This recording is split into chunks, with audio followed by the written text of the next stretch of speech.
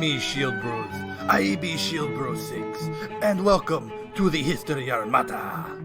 We're talking about Blackbeard, one of the most famous and most fearsome pirates, and we're talking about his flagship, Queen Anne's Revenge. He captured that ship from the French on this day in 1717, 11/28/1717. We will be discussing Blackbeard himself, a little bit about his exploits, his origins, and of course, the Queen Anne's Revenge, as it is the day that he captured his ship. So, of course, Blackbeard is a notorious pirate. He is a notorious English pirate who operated around the West Indies and the eastern coast of the American colonies in the early 1700s. He became the inspiration for many works of fiction, and he was kind of the epitome of what people thought pirates were like. I mean, think about how many forms of media have portrayed Blackbeard in one way or another. TV shows, movies, and even video games and novels have all included Blackbeard or people inspired by Blackbeard. So, as I mentioned before, today is the day that Blackbeard attacks and captures a French merchant slave ship, which he renames as his flagship, the Queen Anne's Revenge. So the Queen Anne's Revenge, as depicted here in the model, was an early 18th century ship, which was famously used as the flagship of Mr. Edward Thatch, aka Blackbeard. It was better known as its later name, the Queen Anne's Revenge. Although the date and place of the ship's actual construction are uncertain, it was believed to have been built in Bristol, England in about 1710 under the name Concorde. It was later captured by French privateers and renamed La Concorde. After several years' service by the French sailors as a naval frigate, it was later used as a merchant vessel again, and much of its time was spent as a slave trading ship. But she was captured by Blackbeard on this day in 1717, and Blackbeard used the ship for less than a year, but captured numerous prizes and other ships using her as his flagship. In May of 1718, Blackbeard ran the ship aground at Topsail Inlet, now known as Beaufort Inlet, North Carolina in the United States. After the grounding, her crew, her ship, and her supplies were all transferred to smaller ships, and in 1996, is when we were able to find the remains of the Queen Anne's Revenge. So let's talk a little bit about the history of the ship. So the ship would be known as Queen Anne's Revenge, was a 200-ton vessel believed to have been built in 1710, like I mentioned. And it was used as a slave trading ship for most of his life after it was not used by the French Navy any longer. It was removed from service and then reacquired in 1716, and then once again a merchant ship, going back and forth between commerce and the French Navy. But she was captured by Blackbeard on November 28, 1717, near the island of St. Vincent in the West Indies. After selling her cargo of slaves at Martinique, Blackbeard made the vessel his flagship and added more heavy cannon and renamed her Queen Anne's Revenge. So the interesting thing about the name is that he was an Englishman, and the name may have come from the War of the Spanish Succession, which in the Americas at the time was known as Queen Anne's War. And Blackbeard had served in the Royal Navy during this war, so it's possible that he was showing support for that cause, or possibly he was showing a form of sympathy for the Jacobite cause, which I have made a couple videos on already, for Queen Anne was the last Stuart monarch. Blackbeard sailed the ship from the west coast of Africa to the Caribbean, attacking British, Dutch, and Portuguese merchant ships along the way. Shortly after blockading Charleston Harbor in May 1718, and refusing to accept the governor's offer of the king's pardon, Blackbeard ran Queen Anne's Revenge aground while entering Beaufort Inlet, North Carolina, in June 10th, 1718. And that was a bit of the end of its ship. But it was an inspiration for media and this work of fantasy of what pirates were.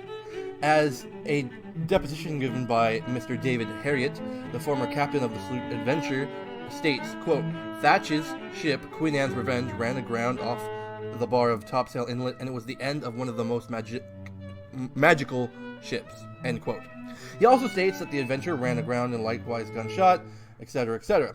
But Blackbeard then disbanded his flotilla and escaped by transferring supplies. And they were later rescued by another captain, Mr. Stede Bonnet, who was also now a work of much media, and it appears in many video games and movies and shows alongside Blackbeard. Some suggest Blackbeard deliberately grounded his ship, but others are not sure.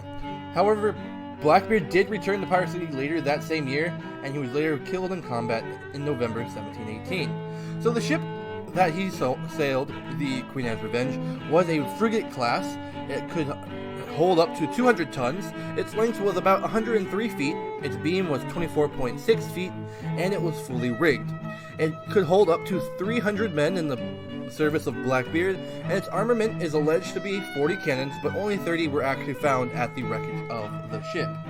But still, a 300-man ship with 40 cannons is such a large ship, and you can see how that would be able to confront any merchant ships or naval ships at the time. It gave Blackbeard a great overhanded disposition for his turn of piracy in that what was known as Golden Age of Piracy. So, as I said, he was active during the, quote, Golden Age of Piracy, and the actions of Blackbeard and his contemporaries are an integral part of America's colonial history as well as our works of media. In celebration of his efforts, let's talk about a few facts of Blackbeard himself. I've always been fascinated with pirates ever since I was a child. I mean, nowadays, what kid isn't, especially, I grew up reading books and playing video games like Sid Meier's Pirates on the PC, and so Blackbeard was always a very intriguing character to me. So the pirate's infamous deeds spread his name on both sides of the Atlantic. Blackbeard's name may yet be found in history books, movies, TV shows, etc. So it really shows how after 300 years, it's been 304 years since he was killed, and still his name persists, and the legend of Blackbeard and pirates still exists, and are talked about pretty actively, if we're being honest. And he even appears in archives and public records in Great Britain, France, Spain, Pennsylvania, Virginia, North Carolina, and South Carolina. So think of all the places that in historical texts and public records, he himself, Edward Teach, Blackbeard, appears. So his original name is thought to be Edward Thatch or Edward Teach, and he likely was born in around 1680. Blackbeard died in 1780 after a fierce fight off Ocracoke Island, and it is believed he was either born in Bristol or London, England, or possibly Jamaica. So indications show that he was born into an intelligent, well-to-do family. He had connections, and he had a good education. He could read and write, and he could do math, and he even corresponded with merchants. He seemed equally at ease around men of the sea, as well as when he was around men like governors and estate holders. Blackbeard is thought to have served in Queen Anne's War, like I mentioned earlier, between England and Spain in the War of Spanish Succession, which lasted from 1702 to 1713, and then he became a privateer thereafter, sailing out of Kingston, Jamaica to prey on French ships for Britain, and then after privateering, he became a pirate, where he did meet his end. It's kind of like that old saying goes, if you live by the sword, you die by the sword, right? But Blackbeard himself was such a fierce man, and he really knew how to enterprise. I mean, the Queen Anne's Revenge is such a striking name for his frigate, and then, of course, there was his personal appearance. As you could see, with the smoke that he would tie into his braids, the dark beard he held, the way he conducted himself. He wore a belt of pistols, 2 daggers, and a cutlass in a belt around his waist, and across his chest he wore a sling that held 3 braces of pistols, all 6 primed, cocked, and ready to fire. So that would be imposing, because he was also tall for the time period.